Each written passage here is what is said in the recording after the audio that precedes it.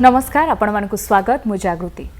आज हमारे बीच एक ऐसे कलाकार मौजूद हैं जिन्होंने स्टाइल में जीने की कसम खाई थी, फिर मेट्रो में जाकर फरारी की सवारी की और जब देखा सिचुएशन थोड़ा सा गोलमाल हो रहा है तो कभी एक्सक्यूज मी कहा तो और कभी सॉरी भाई कहकर लोगों का दिल जीता, कभी सुखी बनकर लोगों को हंसाया तो फिर कभी राजू रस्तोगी बनकर जिंदगी जीने का फंडा सिखाया। आज हमारे बीच मौजूद हैं बॉलीवुड की नामी दामी हस्ती Sharman Joshi. Welcome Sharman. Thank you very much for having me on the show. Thank you. First time in Odisha, I guess. No, my second time actually. Okay. So experience so far. The first experience was not very pleasant. I had come here with a play of mine. आशा करते हैं ये वाला अच्छा हो। हाँ, ये वाला बहुत अच्छा रहेगा। नहीं, no problem with the city. City तो कमाल की है of course, and there's so much culture and heritage attached to it. बहुमुखी प्रतिभा की जब बात आती है तो आपका नाम पहले आता है, सामने आता है। हम अगर आपके कैरेक्टर को देखें तो फिर गोलमाल का लक्ष्मण हो या फिर हम बोल सकते हैं 3 इडियट्स का राजू रस्तोगी, भिन्न भिन्न कैरेक्टर में आपको देखने को मिलता है। कौन सा किरदार निभाना सबसे टफ था और कौन सा सबसे मज़ेदार था? टफ तो या मज़ेदार ऐसे किसी को ऐसे कैटेगराइज करना मुश्किल होता है, like you know for any artist involve in any kind of work. So प्यार जाहिर सी बात है, कुछ कैरेक्टर्स को ज़्यादा मिलता है और कुछ को कम मिलता है। पिक्चर इन टोटलिटी कितनी अच्छी लगती है लोगों को, उस हिसाब से उस कैरेक्टर को उतना प्यार मिलता है। बट मेरा कोई ऐसा फेवरेट नहीं है। It's like from your kids you have to say that who is your favourite kid. They are all mine and they are all very dear to me. And as far as tough की बात है, each role has its own challenge, तो nothing is easy. Okay, I will make your job a little easier. 3 idiots की अगर हम लोग बात करें तो फिर शर्मन उस टाइम में शायद 30+ थे जी, माधवन भी 30+ थे, आमिर 40+ थे। आप लोगों ने स्टूडेंट्स का किरदार तो निभा लिया जी, लेकिन जो बॉडी लैंग्वेज था, जो चंचलता था, उसे कैसे आप लोग लाए? क्या होमवर्क आप लोग कर रहे थे? ऑनेस्टली कहूँ ऐसा कोई होमवर्क नहीं किया था। I guess we are just god gifted. बहुत टैलेंटेड लोग हैं, अपने आप ऐसे कमाल का काम कर लेते। No jokes apart, there was ऐसी बॉडी लैंग्वेज की ज़रूरत लगी नहीं थी। 30+ था, so college was not that far away from me. It was about 10-15 years, तो मेमोरी ठीक ठाक थी of how I was. And the script and mister Hirani was the guiding force. He told us how to be and how to enact, and the script was so wonderfully written. We had to just kind of speak out the words and it all fell into place. So as such, I really feel that 3 Idiots is one of those scripts. The writing work is so brilliant that an actor barely needs to do anything. देखने के बाद तो हमें भी यही पता चला कि आप लोग खुद से एंजॉय कर रहे थे, वही लगा कि स्टूडेंट्स ही हो आप लोग। जी, या वो खूबसूरत फिल्म बनी है और ढेर सारा प्यार मिला है उस फिल्म की बदौलत, और आज भी मिलता रहता है। आज भी लोग 3 इडियट्स की ऐसी तारीफ़ करते हैं जैसे कल ही रिलीज़ हुई हो, और वो कल ही थिएटर से आकर के उस उत्साह से और उस जोश से वो फिल्म के बारे में बातें और चर्चा करते, तो बहुत अच्छा लगता है। आई थिंक एक ऐसी it's a cinema, it's a film which is शायद नॉट इन अ डेकेड, लेकिन कई डेकेडों में एक बार आने वाली फिल्मों में से है, and I am proud to be a part of it.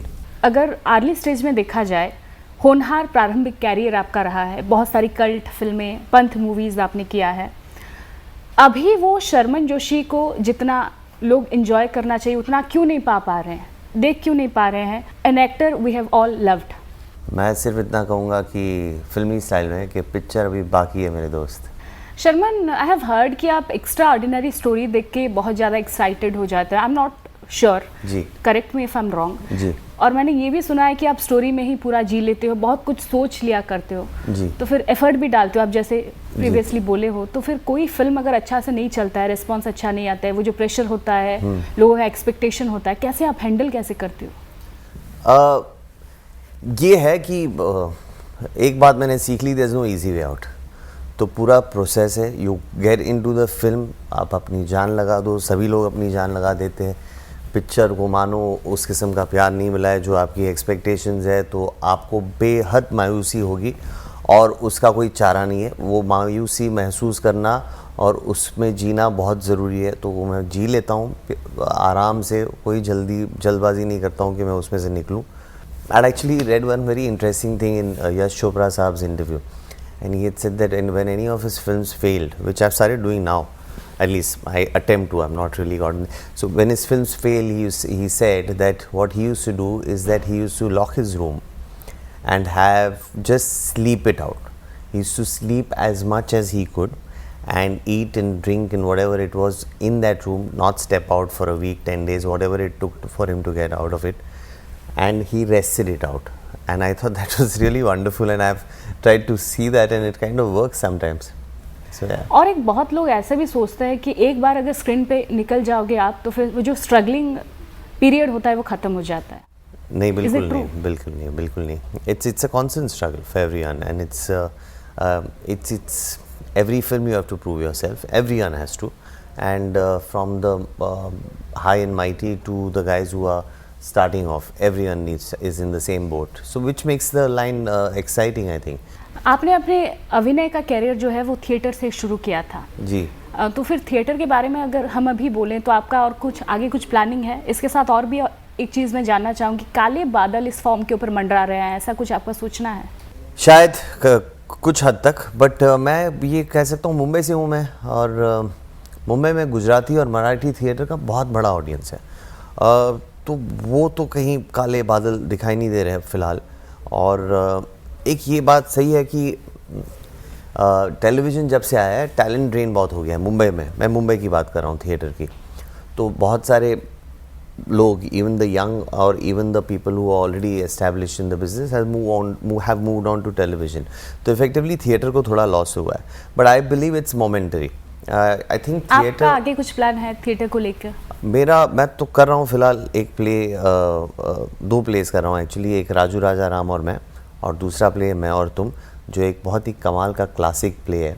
It is based on an English play. ये भी 550 से ज़्यादा बार प्ले हो, हम वही आशा करते हैं. नहीं, मुझे ये बारे में बोलना था कि भुवनेश्वर की ऑडियंस जब भी जिसने भी ये प्ले देखा है, just for them to know कि सेम टाइम नेक्स्ट ईयर पे बेस्ड था ये मैं और तुम. और ये वही प्ले है जिसने ब्रॉडवे में, वेस्ट एंड में कमाल के अवार्ड्स, ओलिवियर अवार्ड से सारे थिएटर के अवार्ड जीता था.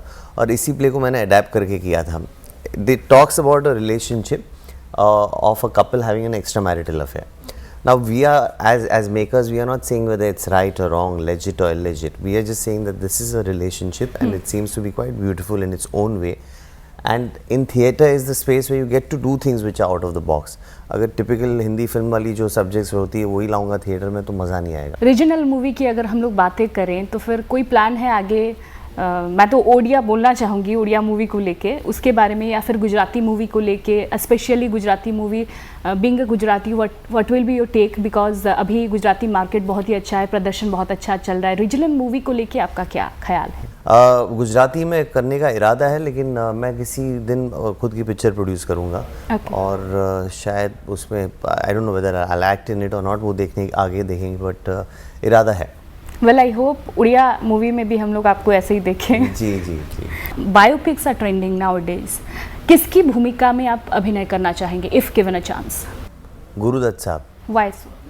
I just find him extremely talented and a man with a lot of depth, and someone who was effortlessly brilliant, and someone who had a very short but a very exciting life. So someone like him. ये हमेशा बोला जाता है कि 3 idiots में आपका जो role था ना, उसे एक परफेक्शन दिया गया था. मतलब डिफरेंट इमोशंस वर देयर आपको स्पेशली देखने के लिए. इसको लेके आपका क्या विचार है? कैरेक्टर को आप कैसे डिफाइन करेंगे? मुझे राजू सर ने एक्चुअली एक वक्त था जब वो मुझे दोनों रोल के लिए, मतलब आइदर और वाले रोल में कंसिडर कर रहे थे. जो मैडी ने किया था वो, या तो फिर मैंने ये जो फाइनली निभाया राजू का. तो आखिर में उनको लगा कि राजू का कैरेक्टर मुझे ज़्यादा सूट होगा, और मैंने वैसे ही अपने आप को सरेंडर कर दिया था. मैंने कहा था कि सर मुझे आप पिक्चर का हिस्सा बनना है, मुझे जो भी रोल में देखना चाहे. और मुझे वाकई दोनों रोल्स बहुत ही पसंद आए थे. पूरी स्क्रिप्ट कमाल की थी. एंड फाइनली राजू रस्तोगी का किरदार मेरे हिस्से आया, और वो निभाने में मुझे बहुत मज़ा आया, क्योंकि जैसे आपने कहा, और वो राजू सर ने मुझे कहा था एक्चुअली कि इसमें बहुत सारे शेड्स हैं इमोशंस के. There's a lot of funny moments to emotional moments to the guy is finding himself. तो उस एज एन एक्टर अलग अलग पहलू को आपको परफॉर्म करने में मज़ा आएगा, और मज़ा तो आया, और it's been a pleasure. It's insane, ये स्टोरी तो मतलब it's really and it's true. पहली बार राजू सर के साथ मुलाकात की आप बात कर रहे हो, पहली बार मैं राजू सर से मिला था बांद्रा में, एक थिएटर है मूवी थिएटर। आमतौर पे मैं ऐसा करता नहीं हूँ, बट उस दिन ऐसा कुछ हुआ था कि मुझे कुछ वक्त मेरे पास था, तो मैंने कहा वो वक्त उसको to kill the time I decided to go and एक पिक्चर देखने चले गया मैं।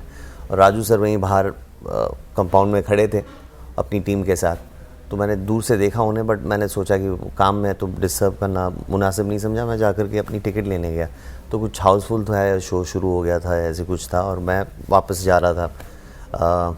तो राजू सर ने मुझे देखा और उन्होंने आवाज़ दी, तो शर्मन करके बुलाया। सबसे पहले तो तब तक उनकी ऑलरेडी मुन्ना भाई और लगे रहो मुन्ना भाई आ चुकी थी, and I was a huge fan of his, and I was pleasantly surprised that that he was calling out to me, and I went up to him and he said that I really like your work and style उनको बहुत पसंद आई थी picture, और बोले मुझे भी बहुत पसंद आई। तेरा काम बहुत अच्छा है उसमें, और मेरे पास there is something I'm thinking and I'm going to call you।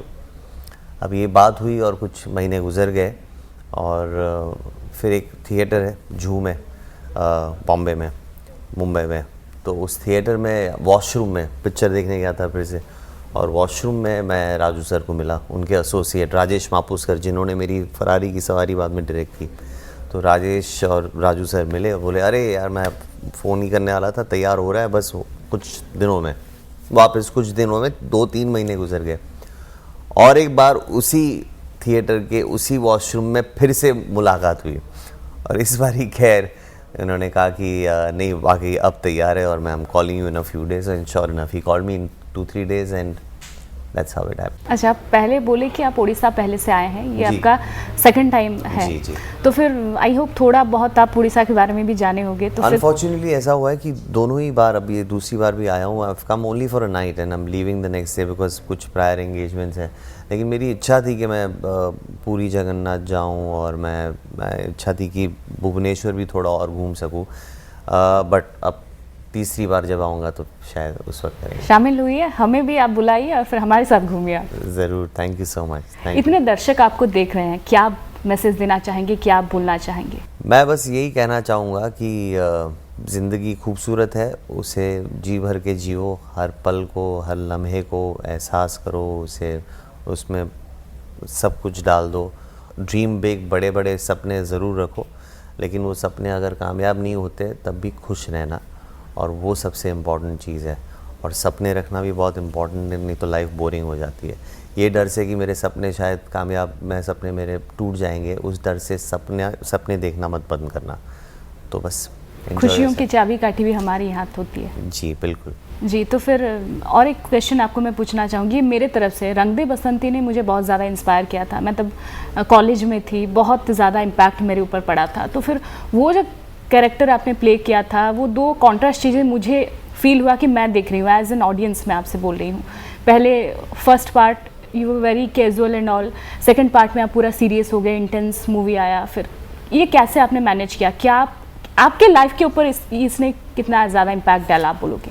रंग दे बसंती ने, रंग दे बसंती मेरे लिए मेरी सबसे पहली बड़ी और इम्पॉर्टेंट और गेम चेंजर फिल्म जो कहते हैं, वेर लोग आपको अपने नाम से जानने लगे और लोग आपको उस किस्म का प्यार देने लगे जो आपने ड्रीम किया था, आपने सोचा था जब आपने अपनी जर्नी बिगिन की थी कि भैया एक दिन एक ऐसी पिक्चर बनेगी। ऑफ कोर्स स्टाइल ने भी वो कर चुके थे काम, और रंग दे बसंती अगेन अ फिल्म, मेरा ख्याल से एक कल्ट फिल्म है।